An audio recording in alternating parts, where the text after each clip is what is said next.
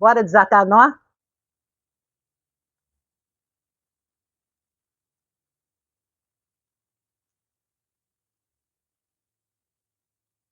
Me acompanha, minha linda. Muitas mulheres, mais ou menos na faixa dos 40, 50 anos, se deparam com uma verdade avassaladora. E sabe qual é?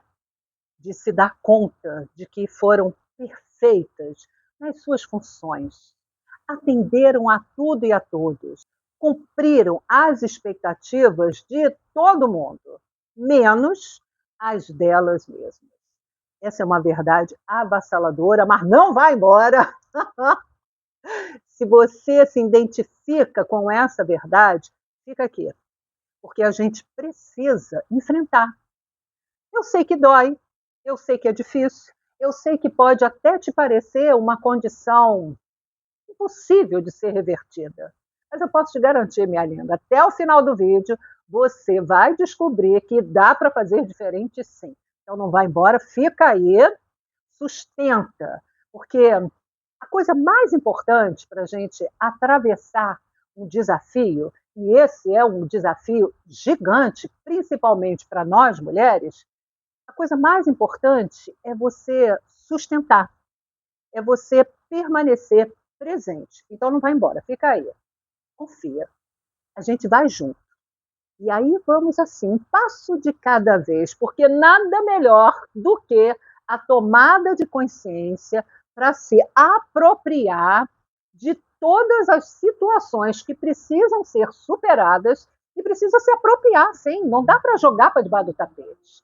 E quando você se apropria, olha de frente, você cria condições para mudar o rumo da história, fazer diferente. E tem como fazer diferente, posso te garantir, inclusive por experiência própria, porque a nossa conversa aqui nunca é da boca para fora.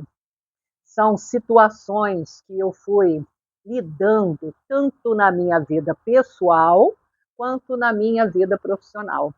Porque são décadas, não só lidando comigo mesmo, né? E já estou na faixa dos 60, mas também décadas lidando com os desafios das mulheres a cada cliente que eu recebo na minha clínica de psicologia. Então, minha linda, por experiência própria, eu posso te garantir, o fim ainda não chegou.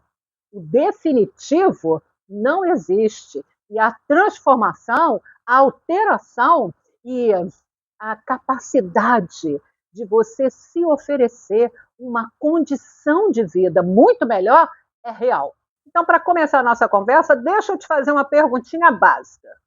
De quem é a autoria da história da sua vida? Vou fazer outra perguntinha básica. De quem são as escolhas que te trouxeram até aqui hoje? Mais uma perguntinha. Quem assina os capítulos mais importantes da sua vida? Os seus desejos autênticos ou os medos e projeções da família, da sociedade, do povo todo que te rodeia, que nos rodeia enquanto cultura? Ai, Laura, se eu for parar para pensar, eu não sei nem o que é um desejo autêntico. Ok, isso é um dos efeitos, uma das consequências dessa condição toda que a gente se vê engalfinhada quando a gente é ensinada para atender às expectativas do mundo. Então, está tudo bem que você nem tenha clareza sobre os seus desejos autênticos. Mas até aqui, essas perguntas que eu estou te fazendo, não fazem sentido? Estão mexendo com alguma coisa aí dentro? Então está tudo certo. A gente não precisa sair daqui hoje com respostas prontas, com soluções definidas. Não, minha amiga, é processo. A gente passa uma vida sendo treinada para viver de uma determinada forma. Então, quando a gente para observar e enfrentar para mudar, a mudança não vai ser assim, um piscar de olhos, nem da noite para o dia. É processo também. Então, muita gentileza com você mesma, combinado? Porque uma das coisas que pode acontecer agora é um forte sentimento de culpa. Um sentimento de culpa por duas vias. Ou por você se sentir culpada de não ter atendido aos seus próprios desejos, ou também se sentir culpada por pensar que poderia fazer alguma coisa diferente e acabar decepcionando essas pessoas que estão ao seu entorno. Olha que loucura! Não importa o caminho que você trilha nesse momento de enfrentamento, o sentimento de culpa já está dado, né? Porque você vai se sentir culpada tanto porque não fez ou porque pretende fazer diferente. Então, respira, faz contato com essa culpa, ela também é uma consequência natural de todo esse processo que socialmente nós somos treinadas, ok, acolhe, não nega, e quando a gente nega vai para debaixo do tapete. Não deixa ir para debaixo do tapete, acolhe. E não precisa mudar, apenas acolhe, reconheça, porque quando a gente acolhe e reconhece, meio caminho andado, para poder mudar e dissolver esse peso. Então, a culpa, na medida em que você acolhe, você já está dissolvendo boa parte dela. Ela fica muito mais pesada quando você nem quer olhar para ela, ok? Então, tá tudo bem. As consequências, elas vão surgir, porque elas já existem. A única diferença é que a gente está olhando para elas e falando, oi, estou te vendo. Estou vendo as suas escolhas, estou vendo a sua dificuldade de se dar conta dos seus desejos autênticos. Oi, eu estou vendo que você se sente culpada por não ter atendido a si mesmo. Oi, eu estou vendo que você se sente culpada por pensar em fazer algo diferente e correr o risco de decepcionar a todos. É isso, ok? Vamos continuar. E outra coisa, sabe esse cansaço que você sente? Essa exaustão? Óbvio que tem uma dimensão dela que diz respeito ao tanto de tarefa que você exerce e que tem que dar conta de tudo. Mas a maior parte desse cansaço, dessa exaustão, não vem daí. Vem, minha linda, de você se ver obrigada, consciente ou inconscientemente, de ter que viver uma vida que não te pertence. Isso cansa mais do que qualquer tarefa de fato realizada. Porque mais importante do que a tarefa que você realiza é de que lugar você realiza.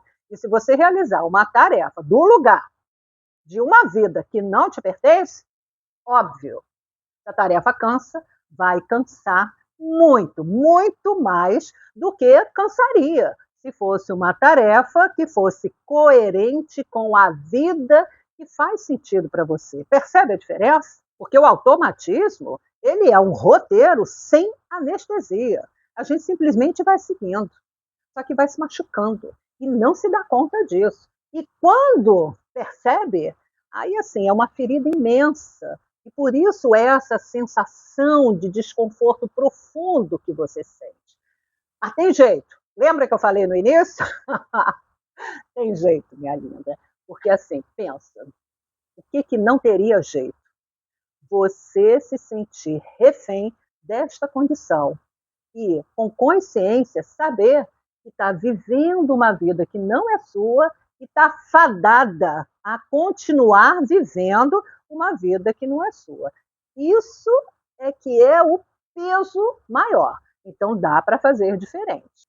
A grande virada dessa nossa conversa é compreender e reconhecer que você está vivendo o roteiro de uma outra pessoa não é o fim da linha, muito pelo contrário, é a chave de ouro para você poder construir as suas próprias escolhas e se oferecer uma vida que faça sentido para você. Então, minha linda, tudo isso que a gente está conversando, assim, é oportunidade, é presente que a vida nos oferece nesse momento. Puxa esse fio. Aliás, vamos puxar 5 fios para organizar tudo isso que a gente está conversando, que é muito desafiador, e eu sei. Primeiro fio, a origem do roteiro. Pensa aqui comigo.